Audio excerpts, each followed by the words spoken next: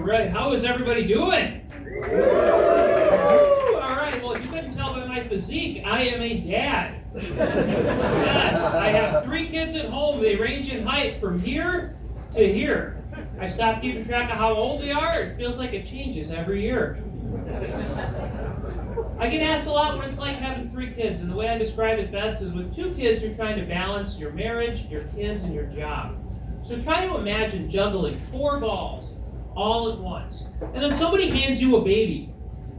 You're going to drop some stuff, and hopefully it's not the baby.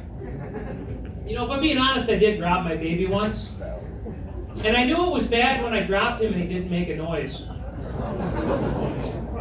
Yeah, that's not entirely true. He did make a noise. It kind of sounded like this. Yeah, that one was dark. Not as dark as his bruise. So I picked him up and I panicked because I had to wake him up. And I immediately went and got him vaccinated. I just wanted something else to blame in case he turned out autistic.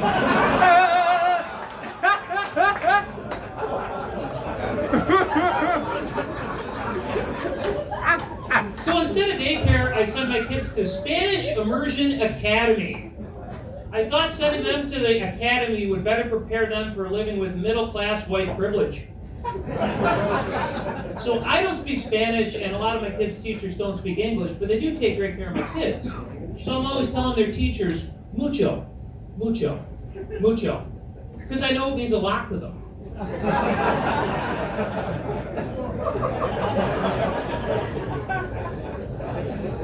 So I went on a road trip with my kids the other day, just my kids and me, and they wanted to listen to Spanish kids songs in the car, because that's what they listen to at school. And I wanted to be the cool dad. I didn't want to listen to Spanish kids songs. But I heard them when they said they wanted to listen to Spanish music in the car. So I put on that Daddy Yankee. I pulled up Gasolina on my phone on YouTube. You guys know Gasolina? Yeah. A couple of you do.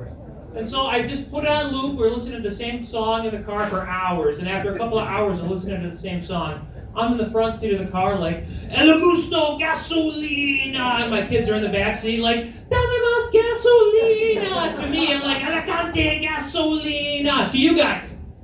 Dame más gasolina! You guys said you knew it.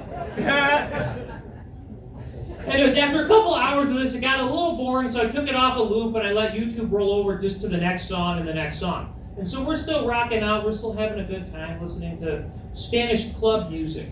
And so I look down at my phone and I see a bunch of half-naked ladies dancing around. And I thought, ooh, this is probably not the best thing for young, impressionable kids to be listening to. And so I said to my kids, hey, do you know what they're saying? And my oldest kid goes, yeah, I think so. And I said, do you want to translate? And he said, yeah, I think they're playing hide and seek. A bunch of half-naked ladies dancing around. I said, why do you think they're playing hide and seek? And he said, well, he said he's going to take something and put it somewhere she's never looked before. And after that, we switched to El Baby Sharko. So last summer, I was visited by a rabid raccoon in my backyard. It was a Saturday morning, and this raccoon was just wandering around in a circle, stumbling around like a drunken Scrooge McDuck. So I called animal control, and I explained the situation, rabid raccoon. Animal control said, it's not rabid, it just has distemper. And I said, how do you know it doesn't have dat temper? And they said, well, our field crews don't work the weekend. Here's what you have to do. Take your garbage can, put it over the raccoon, put a rock on it, and we'll be out on Monday. And I said, great. So on Monday, you guys are going to come and nurse this raccoon back to health. And animal control said, oh no, distemper is fatal. But the good news is, it's going to be 100 degrees this weekend. So we'll be out on Monday to collect the carcass. This didn't feel humane to me, so I said, can I just shoot it? And animal control said, it is illegal for you to discharge a firearm within city limits. I said, okay, but what if I do? And they said, that is a matter between you and the police. So I called the police next. Explained the situation, and the officer told me it is safer for me to approach an animal in distress and put a bucket over it than it is for me to stand a comfortable distance away and shoot it. I said, okay. So I was going to be able to shoot it. I said, well, can you guys come shoot it? That was a hard no. I said, come on, you guys are the police. You love killing stuff. And the officer said, and that's why we can't do it anymore. So fast forward later that day, I'm at an event with where the police are working private security, and I walk up to one of the officers and I say, hey, here's the deal. I got this raccoon in my backyard. What can I do? And the officer goes, I got it.